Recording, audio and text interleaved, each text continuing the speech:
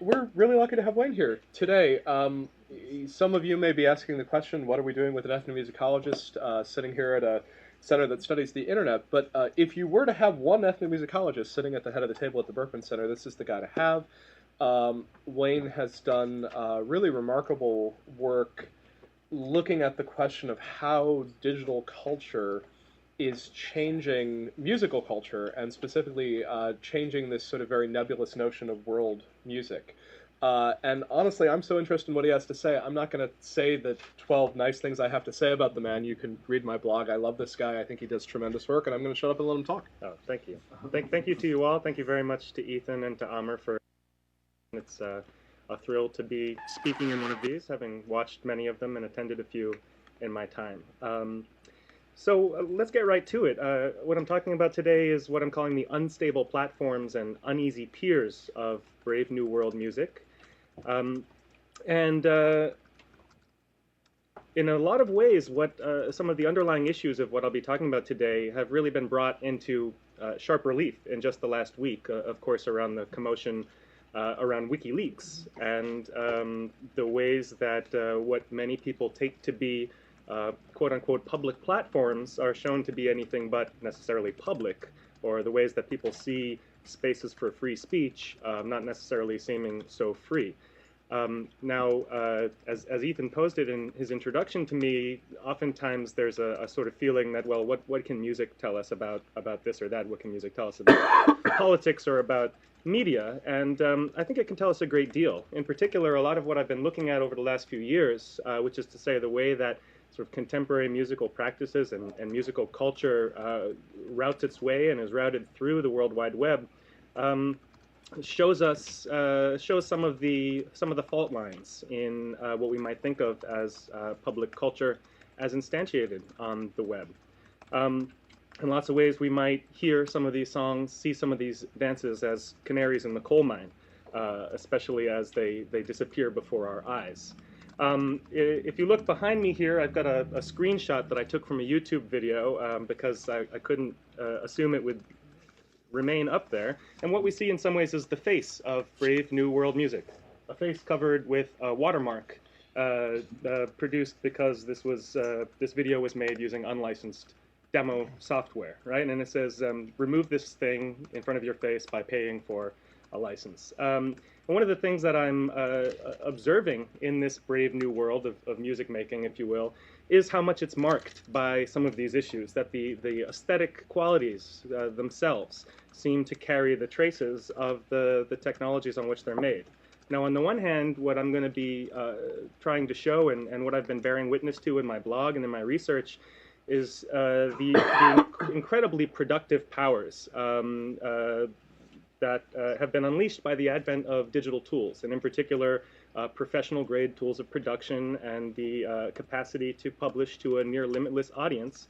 And even if you don't have to buy that software, right? Even if we're using a free, quote-unquote, free platform like YouTube, or if you're using demo software or pirated software and what have you. In a lot of ways, what I'm talking about is less a kind of brave new world music than the music of what we might hail as a brave new world with such oversharing young people in it. And in part, what this kind of watermark bears witness to is maybe a different set of priorities, that rather than posterity or polish, what we're instead seeing is an emphasis on participation, on immediacy, on immersion, on doing things in the moment without caring too much about how they sound or how they look. So this watermark, just to give you a bit more texture here, is it sort of riddles this video here called Marvel Inc. Jerkin in Hollywood. Let me explain a little bit. Jerkin is the name for a subgenre of hip-hop that emerged out of Los Angeles, especially through a few different high schools in Los Angeles in the last few years. Many of these crews, dance crews and production crews, take names from popular brands, whether of comic books or cartoons, Marvel Inc., Power Rangers, and so forth. And so that's one of the ways that we might even see Marvel Inc. as a way of kind of hacking the system, right? So these guys put up their video.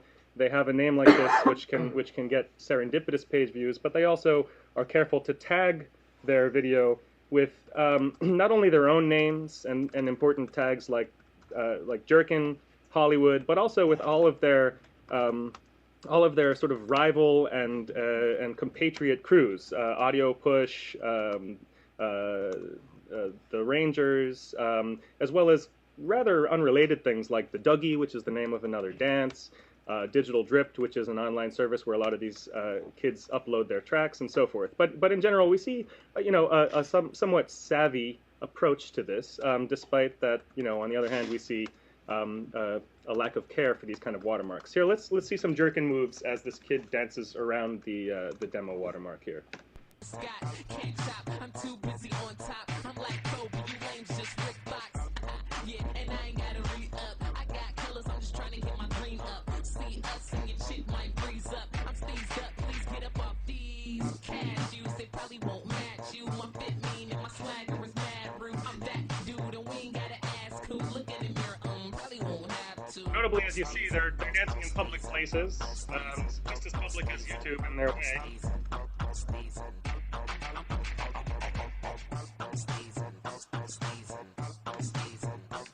And they even here attribute the songs that they're dancing to in this video. So this is a sort of video promoting them as a dance crew. They have links going to the two sites other than these major sites like YouTube, where kids are posting new tracks and new videos and so forth. And most of these tracks are homemade. They're not commercially distributed. They're distributed free on things like digitaldrip.com. They're streamed on jerkinradio.com. And I don't want to deny that plenty of these kids have commercial aspirations, but I want to note that sort of first and foremost, they're entering into a kind of non-commercial circulation. And also a circulation that's primarily intended for their peers. I mean, their local peers, not just this sort of vaguer sense of peers that we talk about when we get into peer-to-peer technology. But of course, the other thing to bear in mind is that this stuff is posted to these sites which are public by default. So not only do their local high school friends get to see this, but we get to see it here at the Berkman Center in Cambridge. Another way that this kind of prioritization, if you will, of immediacy and participation gets registered is in the actual sound of the music. So a sort of analog to the watermark. Well, in this case, actually, what we see is the effect of an audio watermark. This is one of these songs, a song by a guy named Fly Kid called Buckle My Shoe. And this is a screenshot I took of the waveform, where you see every 15 seconds or so a dip in the audio. And I want to show you what that sounds like. So I typed in Fly Kid Buckle My Shoe in my history here, and I see that the video has disappeared. But we can actually find it elsewhere on Daily Motion. Of course, what that means is you guys first have to watch an ad. Now, this is part of it, right? I mean, these are our public platforms, but they're subsidized in various ways. So in order to get to this video, we're going to have to watch another 23 seconds of an ad of some sort. And yet, again, as I'm saying, despite these sort of compromised qualities, whether we're talking about being riddled by watermarks or pop-up ads, there the video is nonetheless. And in another 5 seconds, we'll get a chance to see and hear it. Now, there's not a lot to see. AVS Media Demo. That's the watermark. There's not a lot to see. It's just a static image, and underneath we get the that's increasingly common. Video archive, but also as audio.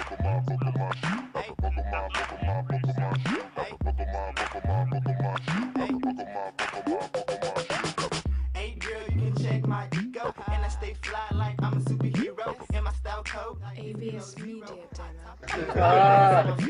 She's got good And in fact, that happens every 15 seconds in this track, and yet every instantiation of this track, including presumably the original one that was uploaded to Digital Drift, has that in it, right? So the kid makes it, he says, you know what, I'm just going to share my song regardless, and it goes out there. Now, you can search for AVS Media Demo, and you'll find people discussing on MySpace, how do I get rid of this? How do I fix this?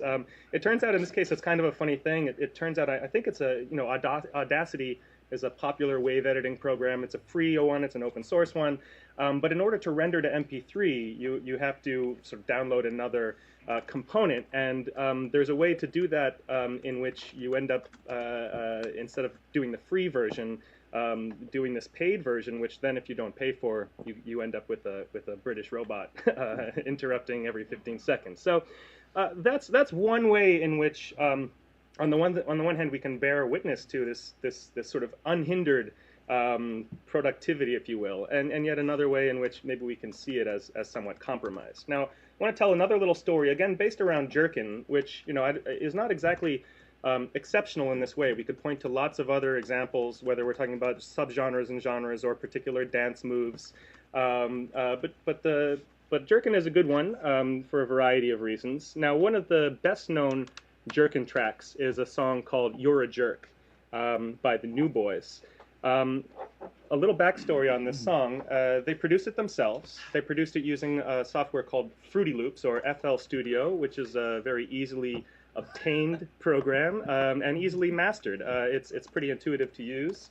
But also, it's increasingly easy to use because of how many people post how-to tutorials on YouTube.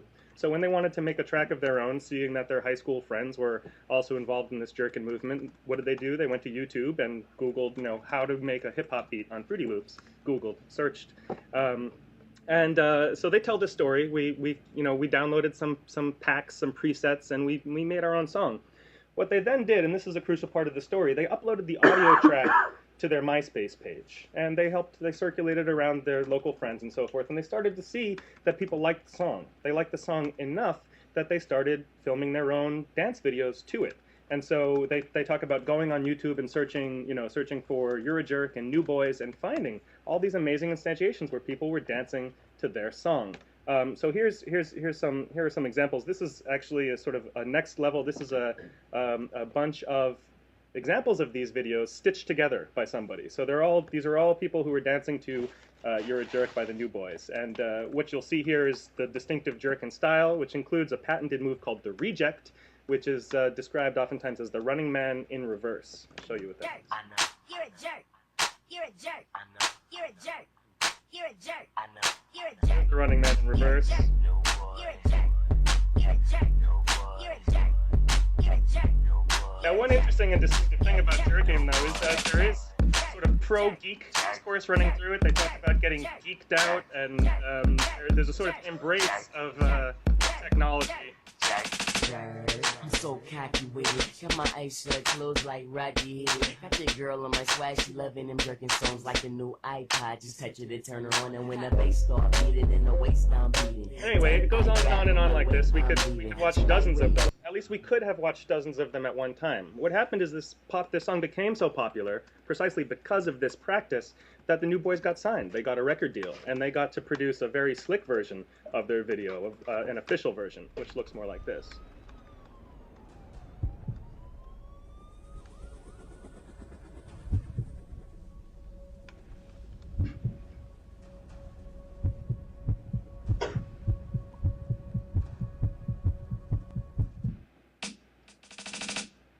You're a jerk. I know.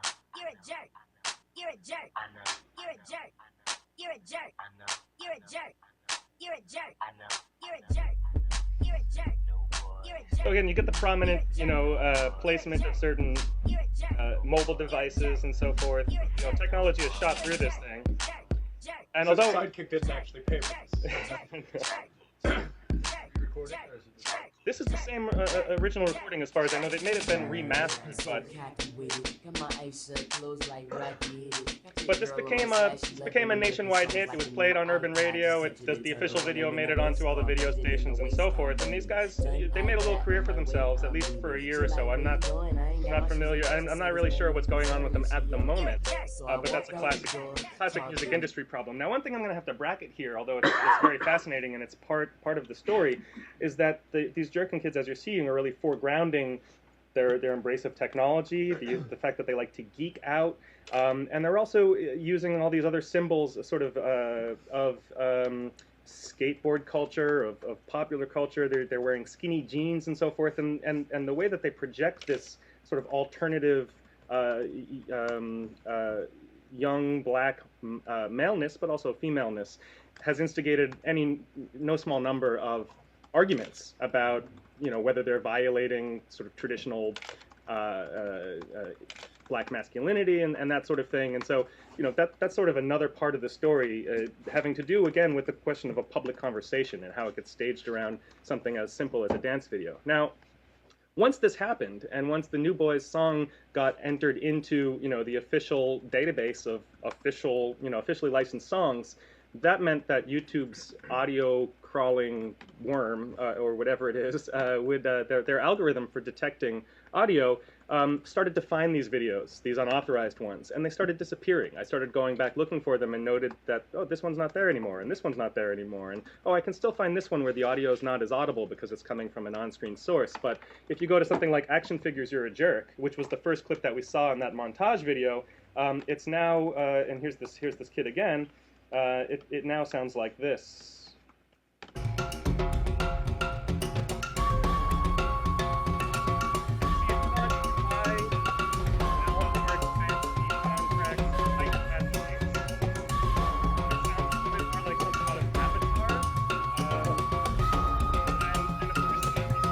Juncture here has people asking lots of inappropriate YouTube questions like, LOL, this is how Africans jerk, right? Everybody hears this sort of new age tribal music as African and makes lots of jokes about it.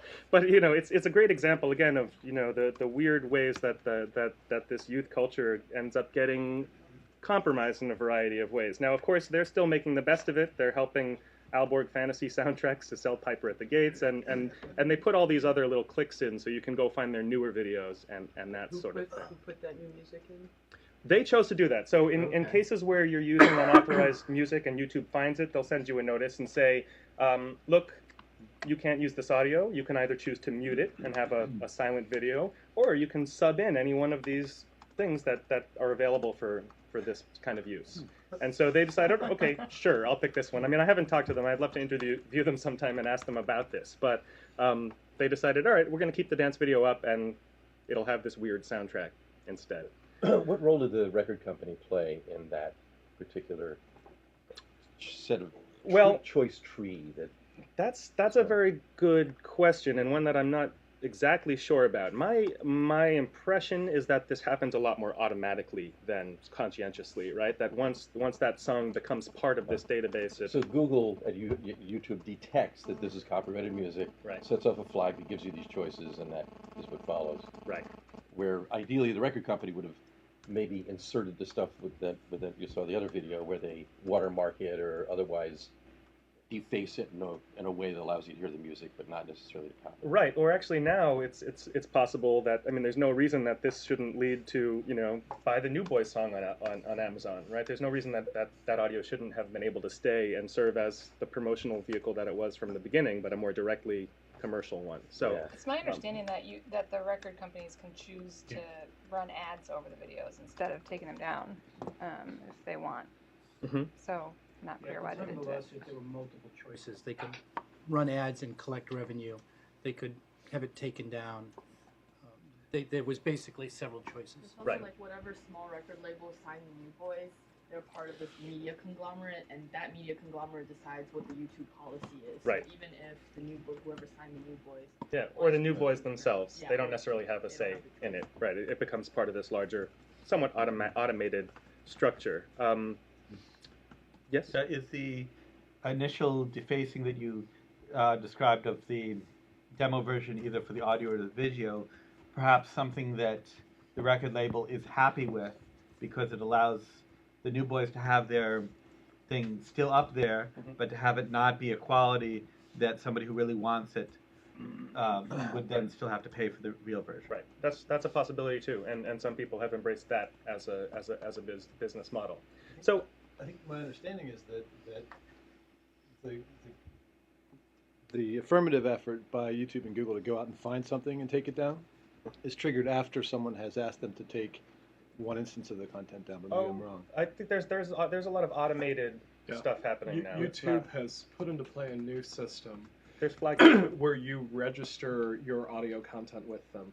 YouTube then automatically crawls the audio of all videos existing on the site, and as they're uploaded, if it Right. finds a match between something registered in its audio library and the audio on the track, even if it's being played in the background, It does a Shazam you thing, get an automated takedown notice. It's an extremely well developed But system. only but if the content Only if the owner. content, it starts a Exactly, process. right. It basically triggers and says at that point, Right. tell us, what the content owner then decided to do at that But point. some- But yeah. I don't think it has to be an external complaint. It's basically a pre-registered, we're in the database, and if you trigger something that's in the database, it But the content owner has indicated its preference. right. The content owner is, registering hundreds of thousands of tracks. Right. So Doesn't it's it also, is there an option because for the content owner to say rather than taking it down, let it play, put up an Right. Yeah. The vast But- majority of There's a content revenue owners decide to do sharing that option. instead of taking it down. So hopefully So this that's gives the you one sense of the ways in which these platforms are unstable and end up producing sort of distortionary effects, even if we also see ways that this sort of youthful creativity is in its own way irrepressible. Another example of this at a sort of slightly different level of remove, and I guess I'll go to my blog for a second to take a look at this screenshot, has to do with the way that entire sites like YouTube or like iMeme or, for instance, GenBle can themselves disappear, right? So we can talk about individual instantiations of audio or video or so forth. But here's a screenshot that I took a few months ago, right before GenBle shut down. Now, GenBle was sort of like YouTube in that you could upload your own content to it. It was a little bit more like iMeme in that it was directed toward audio. So the idea would be you could upload your own tracks, but you could also mix tracks on there. One of the interesting things about GenBle is that it allowed users to online mix and match tracks, make a mix, make a remix, that kind of thing. So if you did a search for Jerkin just before GenBle closed, you could find 775 matches for mixes, which indicates that these were mixed online in GenBle, and you could find 812 matches for tracks, most of them sort of generic and clearly self-produced things. Now, overnight, more or less, GenBle disappeared, and with it, all of these tracks, as well as all the different connections. If you went to any of these individual profiles, as on YouTube, you could see how they're networked with other friends, other peers, and so forth. And so this is another way in which the platforms themselves can be unstable, at times just completely disappearing. So that's another side of the story. Now, to get briefly to the question of uneasy peers, I've noted that in lots of ways these are things that are being shared immediately for one's actual local group, and a lot of the really wonderful research on quote unquote digital youth culture in the last few years has been good about noting that it's not about a kind of participation in this vague digital world, but it's about using these digital tools to communicate with actual friends, actual local friends, real people, and so forth. But of course, one side effect of that is that the stuff can circulate much more widely. And so we find ways in which people in other places of the world and other kinds of peers pick up on it. One example being this video that I also found on YouTube, made in Panama, and as you'll see, it bears a striking resemblance to the official New Boys video that we watched a minute ago. Striking insofar as it actually borrows a lot of the imagery, although then imposes its own versions as well. El Paso del Jerk, the jerk step, right? The jerk dance. You're a jerk.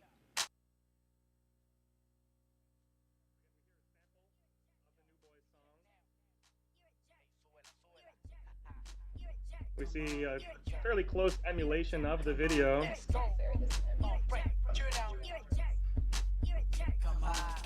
In a different setting. And we see the ways in which these Panamanian kids are inserting themselves into a global mainstream and saying, look, here we are, we're fluent in the latest, greatest styles.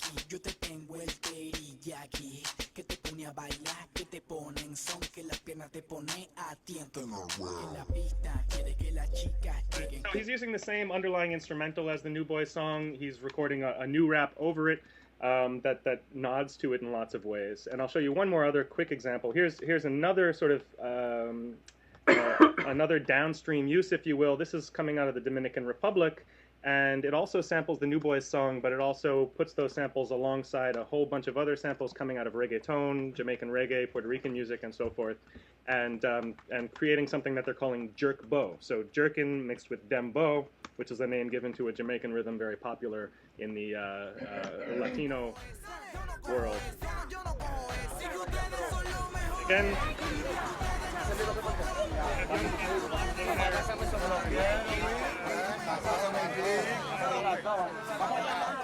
Llámalo, llámalo, llámalo, viva, esto lo que vamos a bailar. Llámase pequeño, niño, no tengo minutos. Halofoquemusic.net. Come mierda. Hijo de tu maldita. Come mierda. Mami, déjame mamarte el culo, mami, déjame mamarte el culo, mami, déjame mamarte el culo, mamarte el culo, mamarte el culo. Llama, llama, llama, llama, llama, llama tú. Llama, llama, llama, llama, llama, llama tú. Llama, llama, llama, llama, llama, llama tú. El huevo se me pone como el báculo de Goku. Llama, llama, llama, llama, llama, llama tú. Llama, llama, llama.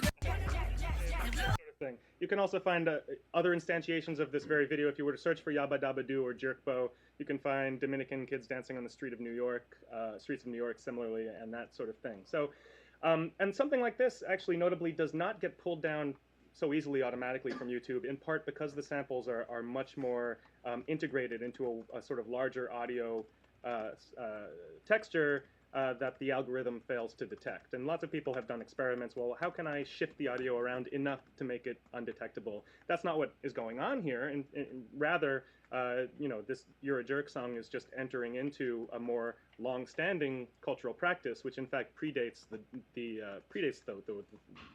advent of the social web. Although it's always been digital, of course, this kind of cut and paste remixing. I wouldn't argue that these are actually the Uneasy Peers, though. These are another set of peers. They're not the direct local peers, but they are a way in which we see this music entering into the world, and in fact being a kind of new world music, or at least the music of a brave new world in certain ways. We also see it, though, become a kind of world music when it circulates to other spots and to different kinds of peers. Here's a blog written by a peer of mine, a guy based in Chicago who calls himself Dave Quam. And his blog, as you can see, if we look at the tags over here, is devoted to a really wide array of local dance genres from around the world, bubbling from the Netherlands, cumbia from Latin America, Jamaican dancehall, Chicago footwork, Chicago ghetto house, jerkin, Angolan kuduro, and so on and so on and so on. And you see here a post about the way that these jerkin tracks were circulating. So here he's saying, look, here's a Chicago kid freestyling over the You're a Jerk track, and he notes that you know, we also recently saw an example of, that's pointing to my blog. So I'm very much sort of embedded in this whole world, and part of doing that was a way of trying to bring a kind of critical take to things. But also Nigeria, he points to another blog here where somebody said, of course, punning on Jamaican jerk and other connotations, somebody had found, look, here's somebody doing it in Panama, here's somebody freestyling over it in Nigeria. We bear witness to the ways that this is just part of remix culture writ large, that has become a kind of global dominant for creativity, especially among young people, but not exclusive to young people. And so there are ways in which this stuff starts to circulate to other places, like this blog, also run by some friends, called Ghetto Bassquake. Now, it doesn't necessarily circulate as world music. I've been using that term in some ways as a critique. More often than not, it might circulate as global bass music, or sometimes as global ghetto tech. And in that way, I start to see a certain uneasiness insofar as what can represent interesting moments of engagement, right? Oh, look, they're doing this in Panama. Why are they doing this in Panama? Let's figure out sort of what's going on with that local historical context, which does happen in some cases. In other cases, what we get instead is a blog that's more concerned with a sort of fashionability of these things, and that works through these local genres in a sort of flavor of the month way. So, you know, at one point you might be interested in funk carioca from Rio de Janeiro. In the next moment, Angolan kuduro. In the next moment, Mexican cumbia, and so on and so forth. And so, as much as sometimes these people can serve the role that I think that Ethan looks a lot at in his work of being a kind of bridge figure or a bridge blogger, those opportunities to actually create cultural bridges and to create sort of moments of translation and collaboration don't always happen. They do sometimes, though. But that's one of the reasons that I bring in this term world music, is that on the one hand, what we see is a kind of reimagining of what the world of music is all about. It's not so much about the West and the rest anymore. It's not so much about the global North and the global South, but something like Jerkin from Los Angeles can circulate right alongside music from Panama, music from Nigeria, and so forth. On the other hand, there are some ways in which the way that world music sets up a kind of exoticized picture of the world also carries forward into this, especially with regard to the way that the ghetto plays a kind of rhetorical role in it. There's a lot to say, and I can sort of keep going, but I'm as eager to hear from you guys as to let you hear from me. I would just say, sort of in conclusion, we're seeing a lot of the same problems around the platforms that we increasingly come to think of as public, as part of our public culture. And I really love the way that, on the one hand, some of these musical phenomena can show us how people work through and around those things, and on the other hand, how we might also use it to see some of the limitations, some of the constraints, and to think about whether there might be other ways to go about it.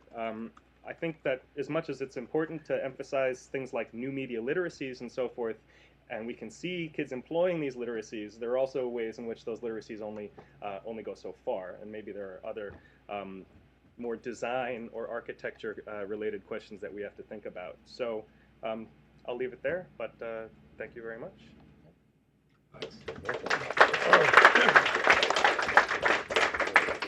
So the floor is open for questions or for anyone who wants to show off their jerk moves. I know, Joseph, you wanted to dance first before a little bit off. Okay, so thank you, Wayne. That was very interesting. I wanted to challenge your claim that the display of the cell phones are necessarily a display of sort of technical proficiency or new media literacy. I think it could equally be just some sort of status display. Look at this fancy gadget I have. Or a display of socialness, like I have lots of friends and I have to communicate with them. So could you explain your interpretation a bit further? Yeah. Well, I wouldn't exclude those other ones. I mean, I think those are part of it too, as well as just being a conspicuous consumer, right? The status thing, as you note. And yet there are other ways in which I think we can see something like day-glow skinny jeans, or like having a sidekick as another kind of platform, another way of sort of amplifying your voice, of putting it out there. I don't mean to read it too optimistically as a kind of savvy, but there is a way in which these kids are foregrounding it in what they do, and I do feel like we can see and hear other examples that perhaps are demonstrating a certain savviness, in terms of the way that they're editing these things together and that kind of thing. So there are surface elements here, to be sure, though. Every week on Digital Drift, you'll see a track that mentions Twitter or Facebook or getting text messages or whatever. Like there are Twitter jerking tracks, which implies that people are. Yeah, no, I mean, these technologies, they occupy a sort of important thematic role, even in the songs themselves, not just in the video. Well, the reason I ask is because there's a common myth of proficiency among young people, and they can certainly use technology, but that doesn't mean they're savvy or critical or really proficient at the technical aspects. Absolutely, no, and I appreciate you sort of drawing that out, because that's one of the things I was sort of trying to hint at the end with the question of literacies, and that there are certain kinds of literacies that I think are very clearly coming through here, and there are other ways in which maybe there's a marked lack of savviness, and I certainly don't mean to generalize across a generation, as people want to do. Yeah. There's so many free audio tools, including Lame and others, and Audacity. It makes me wonder if choosing the one that inserts the fixed rhythm of someone complaining about buying that might not be a deliberate choice. Might not be a deliberate choice? Might be a deliberate choice. Might be a deliberate choice. because it's easy to get around if you want it. Right. And once somebody, or even on the videos, once somebody uses the tool that puts up the thing, that becomes the way to do it, not because there aren't other choices, but because that becomes the style. Yeah, no, that's true, and that's an interesting thesis. I mean, I don't see or hear people bragging about their watermarks as much as they brag about some of the other things. So I wouldn't. I don't know. It's just audio is really easy to get. Audio is really easy to do, and I mean that's the thing. Lame encoder is an easy free way to bounce down your MP3s out of Audacity, and yet some people seem to have mistakenly gotten a different encoder that does this to them. But yeah. And there was the phenomenon where the logos on the caps on videos 20 years ago were smudged out, right? Right.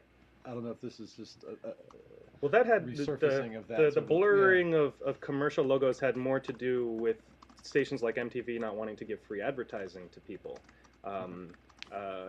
whereas this is, as far as I can tell, is not an intentional thing ever. It just has more to do with not caring enough to try to remove it and just saying, okay, here's my thing. But you can imagine at some point, not caring becomes an actual deliberate decision to include it as part of the music. That's true, and I think it's also, we might even imagine that that's especially true for people who are savvy enough about their commercial aspirations and don't want to leak, so to speak, the best quality versions of what they're doing.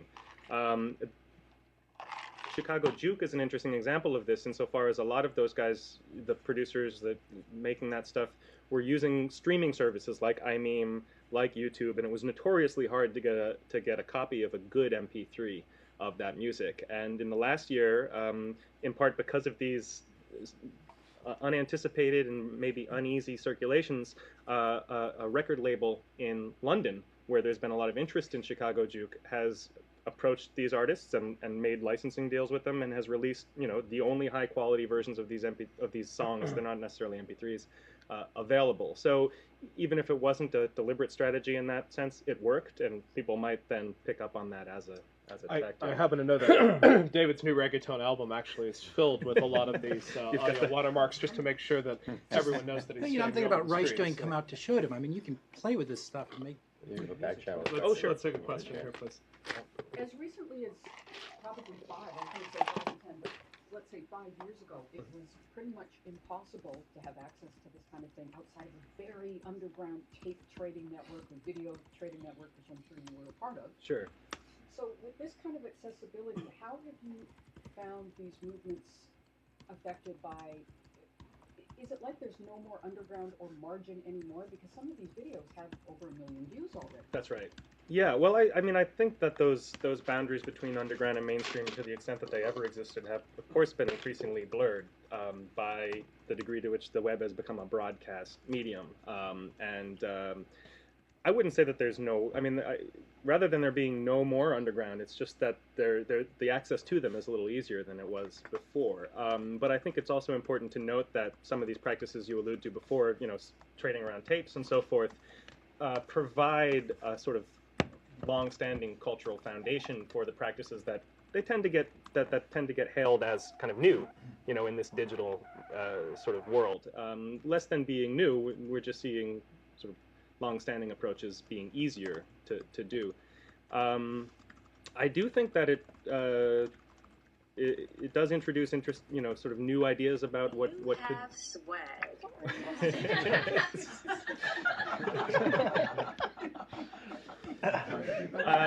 It's to the extent that a phenomenon like this can then bubble up into the mainstream, that's one side of it. On the other hand, I think there are lots of scenes like this that are sort of self-sustaining without ever getting that far. Well, that's what I was wondering. Are there some people who, in your research, you find that are just completely avoiding or disavowing the public platforms because they just want to keep their work outside of that public access platform? Well, I'm sure there are. I haven't encountered as much of that myself, although, I think that more often than not, it's less a strategy to, okay, I want anybody in the world to see this than, I want my friends to see this, but it just so happens that everybody in the world can see it. That's sort of more how I'm seeing it play out. Dave? So let me read from the record, from the transcript, which I certainly got a little bit wrong. You say, I believe, it's important, this is not a hostile question, by the way, even though I'm setting it up that way. It's important to teach new media literacies, but they only go so far. Maybe there are more design and architectural issues to think about. Yeah. So what are those design and architectural issues that you've been thinking about? Right. Well, I mean, they have to do with these so-called platforms that you know, a lot of us have naturalized as being public, but which we see are subject to all kinds of attack and capture and disappearance and so forth. I guess. So what's an alternative? What's an alternative? Yeah. Right. What do you have in mind? I'm not sure. I mean, they exist here and there, right? Project VRM and other things where people are trying to store more things on their own servers and so forth. I mean, one thing that sort of at the next level is that this blog Ghetto Basequake is now located at ghettobasequake.com. It used to be located at ghettobasequake.blogspot.com. But what happened is that a lot of music blogs like this suddenly got hit by a lot of takedown notices from Google. You know, I mean, you're up on this big platform which allows you to amplify your voice and so forth, but it also comes with these other things. And so last spring, after the so-called Music Blogicide 2010, a number of these blogs got their own. They switched to WordPress software. They set up their own servers, and now they're hosting their own things. Now, that's the blog side of things, and it's much easier to sort of do that than to try to set up your own YouTube. I mean, I don't know what it would look like exactly, but I definitely think some alternatives, you know, would be useful, where you can store your own video so that you have so that the process of taking it down or making it disappear is less automatic, you know, and gives you a chance to actually assert your fair use rights. Increasingly, so many of these productions are based in cut and paste, you know, sort of procedures, that copyright becomes the way that they're taken down. So and yet we're not able to really see people mount a really good fair use defense, because the whole process happens in an automated kind of fashion. Yeah. I've got two questions here. I want to make sure that I get the ones in the back channel as well. So one in the back channel was asking you if you would look at the distinction between the world music term and the ethnomusicology term in sort of light of what you're talking about. Okay. Well, neither of those is a term. Neither of those terms do I like, especially. I should say that I'm one of many ethnomusicologists who find that term a little bit odd at this point, and one that is misleading in lots of ways. I mean, it comes out of a history where a certain group of musicologists and also of anthropologists working in music decided that the term musicology wasn't really fitting for what they were doing, and that musicology tended to describe the study of, you know, the Western art music tradition, and they wanted to bring methods like ethnography into it. So ethnomusicology was proposed as a way of foregrounding sort of anthropological, ethnographic methods and so forth. I do find that it tends to, you know, suggest that we all study ethnic music or something like that. I mean, we either do or we don't. Either all music is ethnic or it's not, I think, in a certain sense.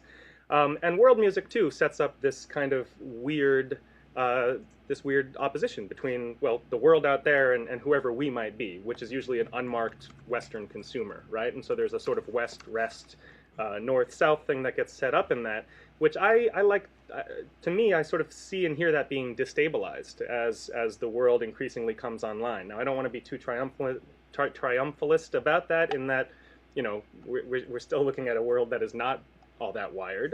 You know, there are interesting ways in which it's getting more and more wired, but we also do see kids in Mexico or in Nigeria or in inner city Chicago who are getting access and being able to sort of project their voices in a way that is new. That, you know, previously we would need either a record label or a sort of Western pop star like a Paul Simon or a David Byrne or so forth to kind of broker those sounds to us. So we've seen that a lot of those intermediaries have kind of slipped away. And yet I still want to use the term world music, in part, you know, because I also see certain legacies of those kinds of representations, especially in the blog world, but also because I do want to try to position it as a new kind of world culture, as something that is truly global in its way. Friend from Bread Pig. I know that you started doing this research about platforms after the collapse of IMEME, RIP. But you know, watching it, sort of this whole world of jerk music and other underground hip hop, dance, whatever you want to call it, how have they what have you learned from watching them recolonize the internet? You know, after one of their beloved institutions has fallen, like what pushes them to certain platforms, and what do you see as being done differently? Right. Well, I'm not sure that I'm seeing much done differently. As far as I can tell, when something like iMeme collapses or GenBle shuts down, people just move on. You know, they move on to whatever else it might be. YouTube, you know, is still going strong, or they'll you know, embrace other tools like Twitter to do different sorts of things. But again, it seems to be a kind of tactical approach, just like people are willing to accept audio or video watermarks, people are also willing to accept a certain kind of ephemerality for what they're doing. And that's why, again, it makes me think that in a certain sense, what we're seeing, what we're bearing witness to here, for all the problems, is a kind of return to music as social life, music as process, as participation. It's less about the sort of commodity form. In that way, I think what's going on here does resonate with a lot of recent work on the wealth of networks, right? Youre's work, where he does sort of look at the cut and paste approach as being a kind of return to folk methods. I don't mean to necessarily romanticize it like that, but you know, I think again, as far as I can tell, I'm not seeing people really adapt too much. It's just more about, well, okay, I had my iMeme account and now that's gone. You know, I've still got my YouTube account, and you know, there are these other sites that I use as well. So I haven't observed anything too coherent as far as the response to that. Just a sort of you know, improvisation, more or less. I'm going to keep queuing questions. So I'm going to go here first, then online, and then I'll go to the other folks in the room. So let's go here first. To keep pushing that, do you think that there's a new kind of underground forming, not necessarily kind of mainstream versus underground, but mainstream platforms versus underground platforms? Because the example that you pretty much gave to answer the question was the difference between YouTube and Dailymotion. But I wonder if there are even more unknown platforms that especially kids in other countries are using, or non-English or non-American platforms that are becoming popular. Yes. Oh, sure. And you know, in a certain sense, while YouTube is really big, depending on where in the world we're looking, there are different dominant platforms, right? So like Dailymotion, especially in the Francophone world, or there's a site called Skyrock that's also very popular among French youth who use it to post MP3s or to do status updates and that kind of thing. In Latin America, Fotolog is a popular way to maintain a certain part of your sort of social profile, but also you know, audio, sort of digital audio lockers, things like ForShared. I don't know if you're familiar with that. Or, you know, of course, people still part of this whole tactical approach is that people use things like MediaFire, RapidShare, and that kind of thing. So there are those ways in which, again, it remains ephemeral and yet it routes itself around certain problems. And then, of course, there are sort of more darknet spaces where people are also doing other kinds of exchange. But I can't name any of those places. Does that actually affect the cultural practices for youth, though? Or are they constantly just jumping from platform to platform? That's a good question. I mean, for me, I want a little bit more sustained ethnographic analysis of all of this. And a lot of what I'm doing here is pretty armchair. I mean, you can do a lot from the armchair now with the internet. But yeah, I mean, I see a lot of people sort of moving on to the next thing. But I think there's some important research to be done there on some of these possible other paths people are taking.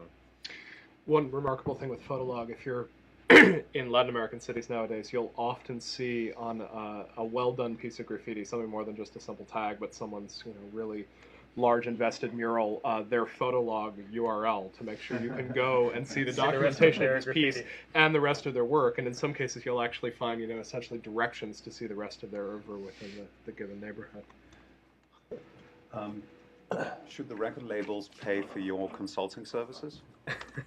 Mine? Yeah. I don't know. I'm not sure what's going to save the record labels exactly. I mean, I think that the record labels, I assume you mean the big 3 or 4, I mean, they would do well to see the way that something like You're a Jerk emerges out of this kind of peer participatory culture and find a way to more gently monetize that than to, to sort of shut it down is the way that they do. But you're not seeing them reacting like this.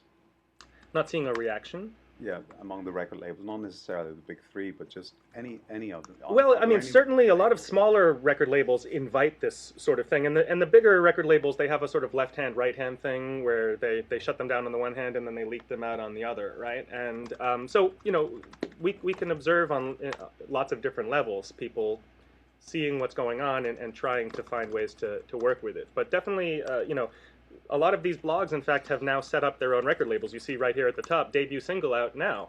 So the Ghetto Bassquake record label has emerged from them cultivating a little audience with their blog and seeing that they can at least make some marginal digital sales. Now, at the same time that they allow you to click through, I don't know exactly what they're using to buy. You know, there are lots of sites now like Bandcamp and so forth that allow people to do digital downloads and sell them themselves in a way that's really convenient for a lot of artists and small labels.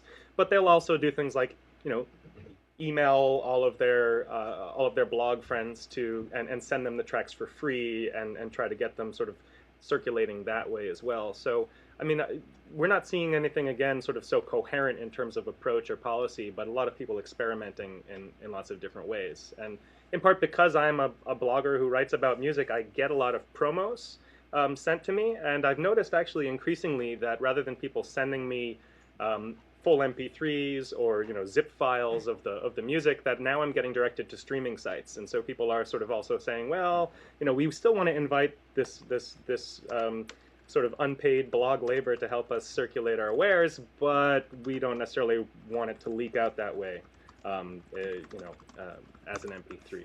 So let me go online real quick for a couple of questions, then I'll get to you, Charlie. One question that was put up was whether you're documenting sort of a youth culture and remix coming into spaces like YouTube and also into Twitter. Someone wants to know whether we've seen it in Second Life, and further whether we've seen machinima coming in to make this. Interesting. Well, yeah, no, I think that all of these various virtual spaces provide different kinds of platforms for doing this. I haven't been in Second Life for a little while, so I can't testify to that exactly. What's that? You and what army? Yeah, exactly, right. So, I mean, I think that to some extent these spaces can be niche spaces, right? On the other hand, you know, the bigger they are, the more impact they have. So probably some of the other kinds of virtual worlds where there's maybe a little more activity, you might find some of this happening. So an encouragement for those of you who really want to stay underground, perhaps Second Life. That's the place to have your rig. Yeah. Another sort of this a particularly targeted question here. What is the researcher's responsibility to the artist if the artist doesn't include any copyright statement? What are the ethics of using the content in music videos for ethnographic study without informing the informant?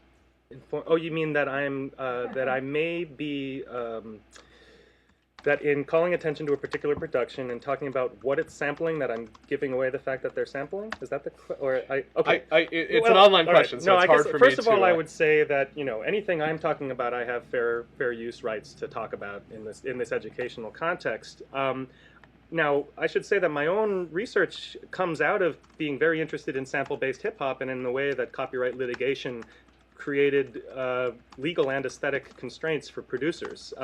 In my master's thesis, which was about sample-based production and the litigation around it, I actually refused to divulge what was being sampled. I would note, here's a song where there's an audible sample and it's been chopped up and rearranged in this way, and I'm going to break basic research protocol by not making this source available to my peers to check out. And that was, you know, that was a sort of ethical question, a sort of problem I had to come around to. These days, I would say I'm a little bit more cavalier in saying what this thing is, because I'm a little bit more interested in showing how widespread a cultural practice this is.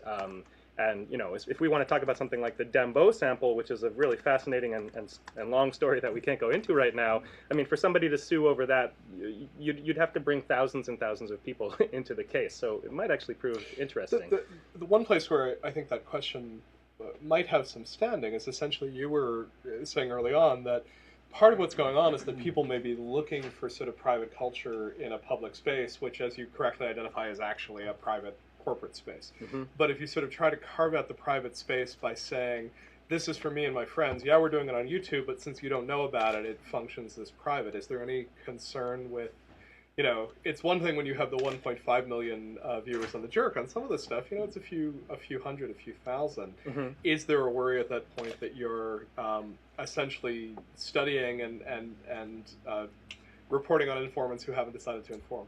Sure. Yeah. No, of course there is, and this is always very tricky stuff, and I don't know how it would go with an institutional review board or that sort of thing, right? But yeah. The IRB rarely watches our webcast, by the way, so I wouldn't worry too much about it. So. No, I mean it is tricky, and you know, being blogging about it and embedding these videos on my blog, of course, brings a certain kind of audience to it that may be uninvited, that may be an uneasy sort of relationship, and you know, I'm always thinking about these things. Yeah. Charlie? Wayne, I was wondering whether you consider this story, this New Boys story, to be a success story for them and for the label that signed them. And if so, where do you, where are the bodies buried? What's the harms? What? Well, it's a little hard to say. I mean, it's a success story insofar as they've had two big hits, you know, hits that have sold hundreds of thousands of copies and that have probably made them a fair amount of money and have enabled them to tour and all that kind of thing. I mean, we saw some of the casualties, which are some of the very videos that helped elevate them to where they are, disappearing. And to what extent they're, I mean, I was about to bring up the question of chilling effects, and what's actually interesting about a lot of this is while I did observe chilling effects with regard to sample-based hip-hop in the 1990s, I don't see any chilling effects in this stuff. I just see kids doing it again. You know, I mean, the video disappears, and oh well, that was last week anyway. You know, on the other hand, you know, there was this article in the New York Times to show you how big Jerkin got. It got its fashion and style piece, and it begins with this phrase: "Think globally, act virally," which I don't think is what I mean. These kids may be acting virally, whatever that means. Although I have problems with the whole viral concept, but they're not thinking globally. They're thinking locally. It does happen that their stuff traveled globally. But one of the sort of conspicuous things about this article now is that it notes not too far down that Warner Brothers Asylum and Interscope were among those that quickly signed Jerkin Crews, the Bangs, the Cold Flames, the Rejects, and Audio Push. I've heard nothing from these groups since. It's like they just disappeared, and once they could no longer participate as.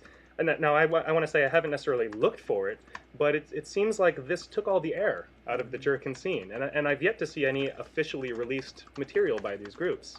And so there is a way, if we're not measuring it in terms of commercial viability, but just the sort of cultural vibrancy, something happened there. And I do think that this is part of that picture. It's also that, you know, kids get bored and want to move on to the next thing. But as far as I can tell, you know, a lot of people talk about convergence culture and how we can see a convergence or sort of a rapprochement in certain ways between the commercial apparatus and the sort of more non-commercial participatory side of things.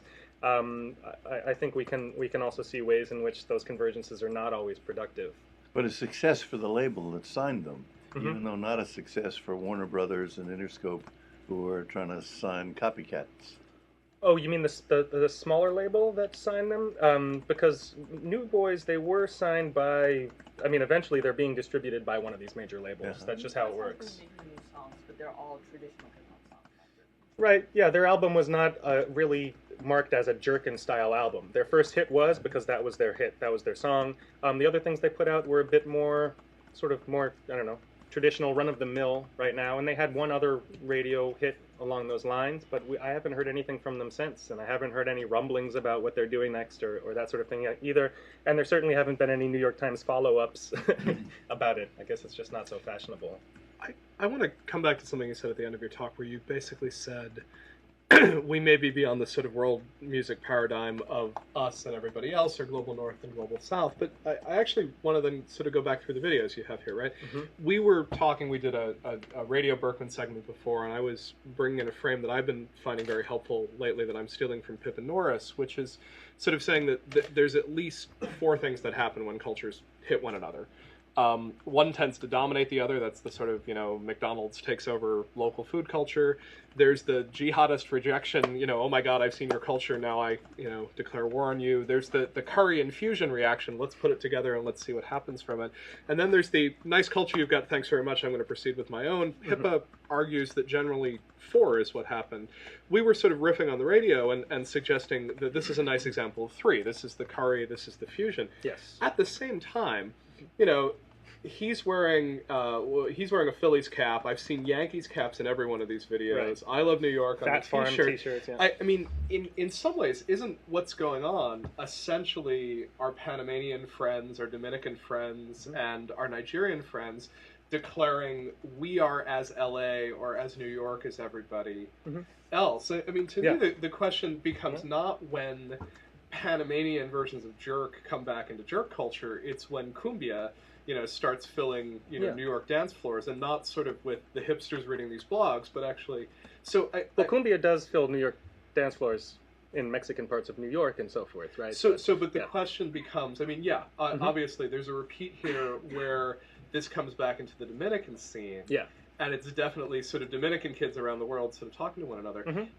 Have we hit the point where any of this remix, any of the sort of global ghetto tech or whatever we're going to say, starts impacting sort of outside either the ethnic community or the specific musical community? Have we seen that sort of big crossover? Is that something you're sort of looking for? Or?